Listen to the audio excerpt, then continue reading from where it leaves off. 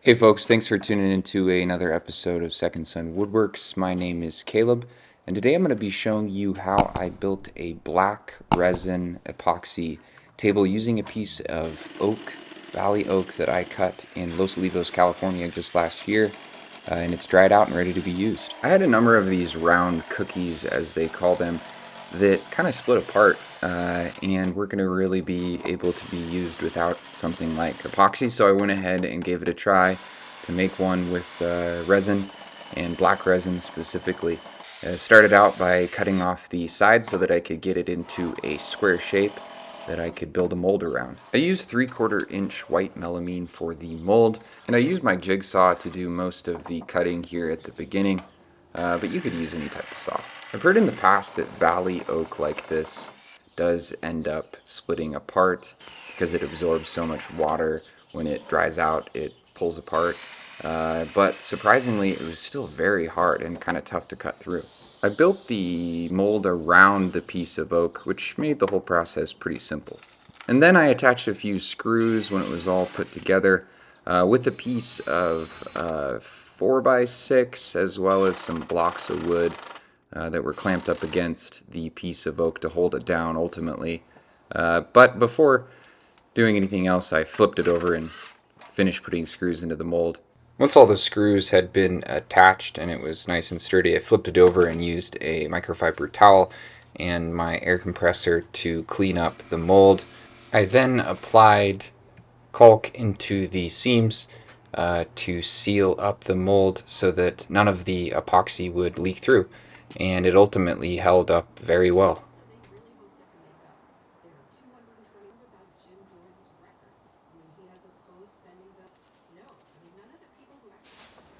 After that, I brought the mold into my garage where there is a super unlevel floor, and I leveled it out using some shims on the sawhorses. This is super important so that the epoxy goes in level. Once the mold was level, I used a microfiber towel to clean up some of the dust, and then I rubbed on some Johnson's paste wax and sprayed on some coconut oil so that the inside of the mold wouldn't stick to the epoxy, and that the final piece, once it's all dried, would just pop right on out of there, and it actually worked super well, so I recommend. From there, I wrapped up the blocks of wood that would be sitting up against the pieces of oak to hold them down with sheathing tape, and this prevents the epoxy from sticking to the wood. Then I clamped the 4x6 on top of those two blocks of wood to the workbench, and I was ready to start mixing some epoxy. This first epoxy mixing went pretty well, and the pour went pretty well as well. But the second, not so good, which you'll see here in a bit. For this first batch of epoxy, I used a Composi mold black pigment to dye the epoxy black, and I had to use quite a bit of it so that it wasn't so translucent. Whenever you're mixing the epoxy with the hardener for a tabletop epoxy or even a deep fill epoxy, it's a good idea to pour the batch into a different bucket to do the second half of the mixing. Using one of these attachments for your drill, make sure to take it slow. I learned that the hard way. You'll see later on. Then from there, I went ahead and poured the first pour, which really only filled up about half of this. I didn't do the calculations beforehand to figure out the exact amount of epoxy, which I'm actually happy about. This ended up being a sort of seal coat that I was able to push a lot of the epoxy into the various cracks within the slab. I then used a heat gun that's kind of like an air blow dryer to heat up the top of the epoxy where the bubbles were starting to form, and this just helps crack the bubbles. And then I let it dry. Once the first pour was completely dried, I came back with some sandpaper, some really coarse sandpaper, and I scuffed up the top, which was really just the wood coated with a thin layer of epoxy. Most of the epoxy actually sunk down into the cracks, and then I used a vacuum to try to get up as much of the dust before doing the next pour.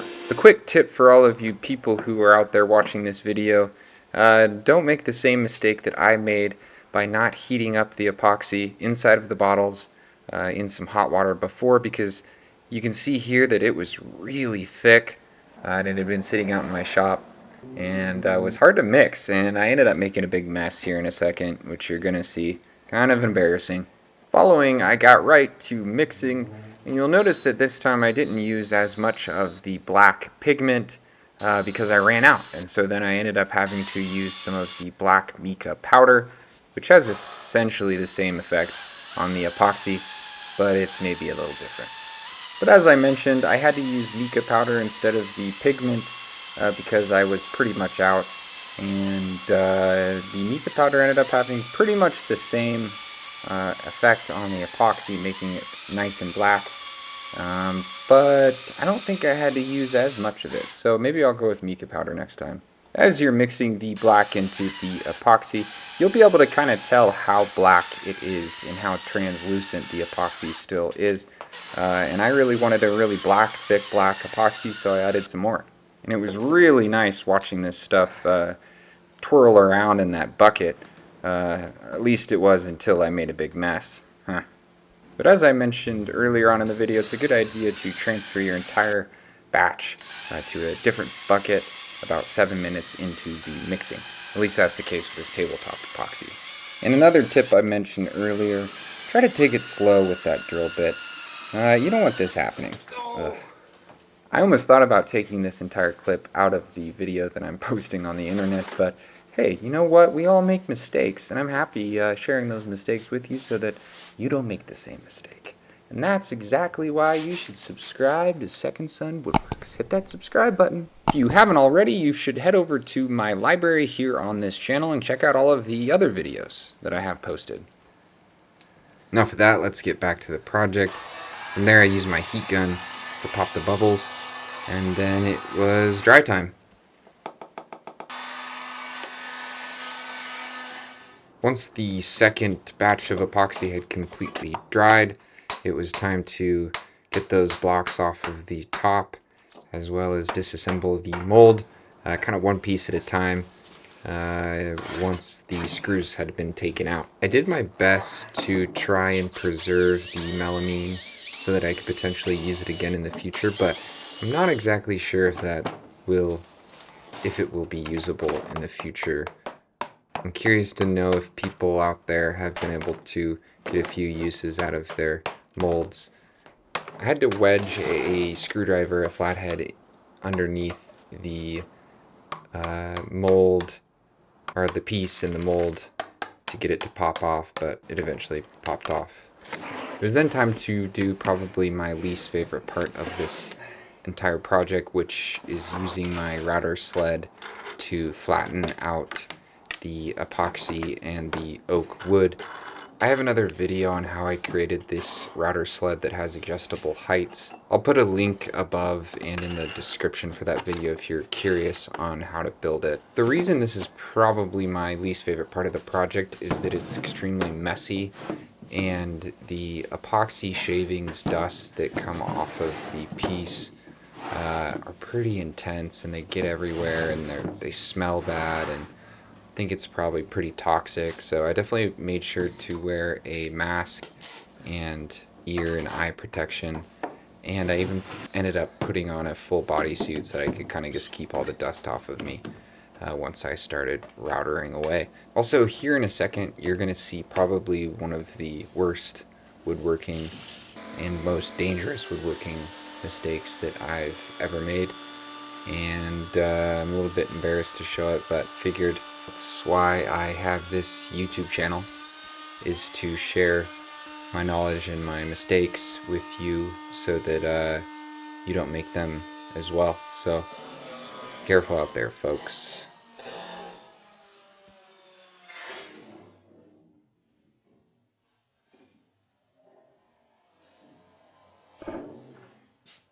But lucky for me, I didn't get injured, and the power cord for the router was able to be replaced, and I got right back to routering in a week or so after I calmed down a bit and regained my confidence and felt like it was safe to get back into the shop. A router is one of the more dangerous tools in the woodworking tool arsenal, so be safe. I was lucky that time, but I might not be lucky every time, so it's always good to be aware of the tool and the power that it holds when you're using it.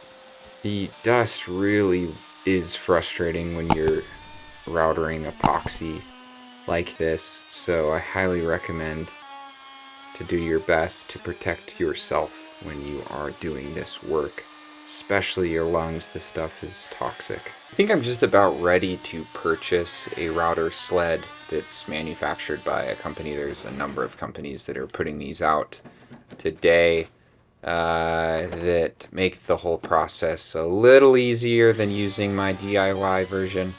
I know that recently Rockler put out one, but there's also some other companies that have larger sleds that are on metal round tracks that slide really easy. And there's even some that have like an attachment so that you don't have to lean over the table, and it actually it has like a bar that you can push your router over. I'd like to get one of those. If you have any recommendations, put it below. This created a lot of epoxy and wood shavings, so I went ahead and vacuumed things up. You can even see a slight haze.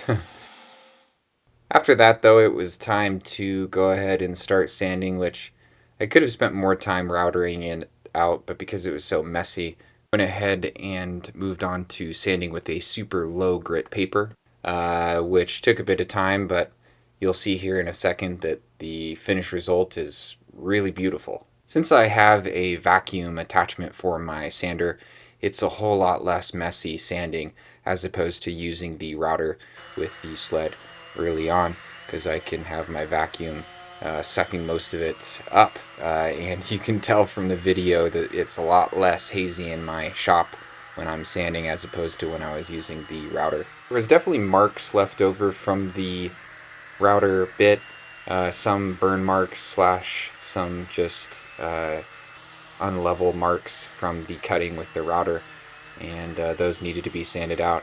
And then I sanded the back of the piece that would just be under the table, just enough so that I could apply some oil to the parts that are more wood, as well as make it smooth to touch. I didn't need it to be perfect, and I wasn't trying to expose the wood.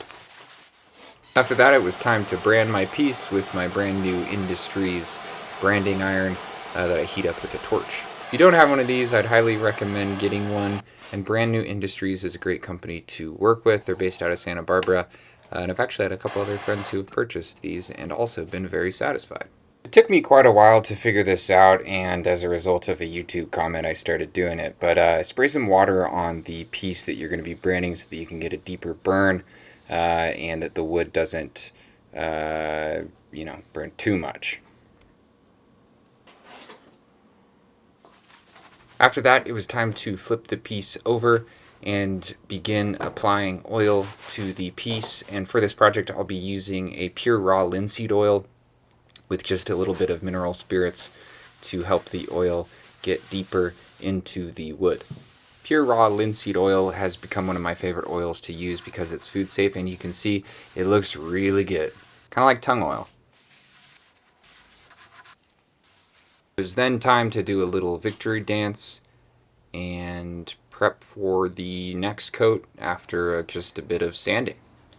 And you can see here that after it dried, it kind of had a matte finish, and that's when I started sanding with a really high grit paper to start creating a really smooth and durable finish.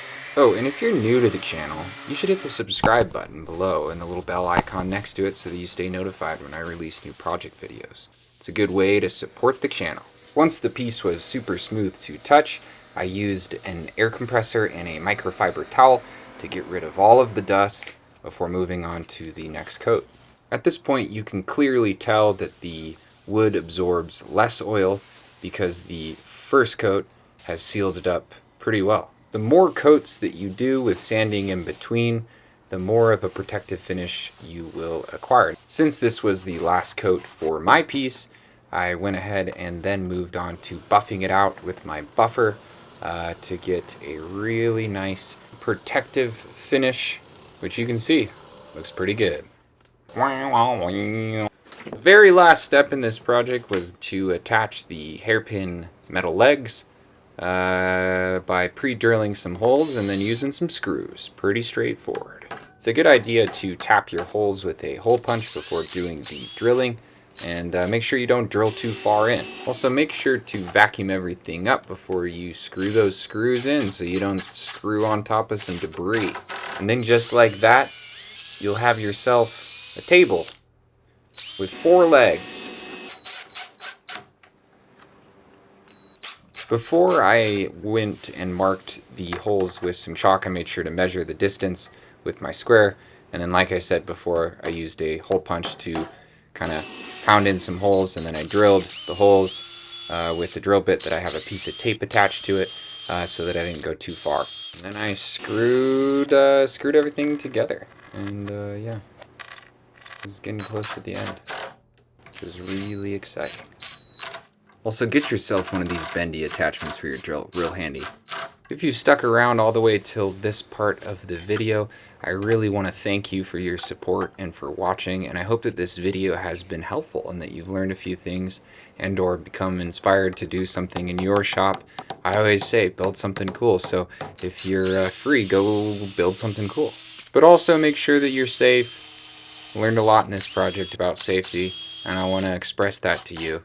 So be safe.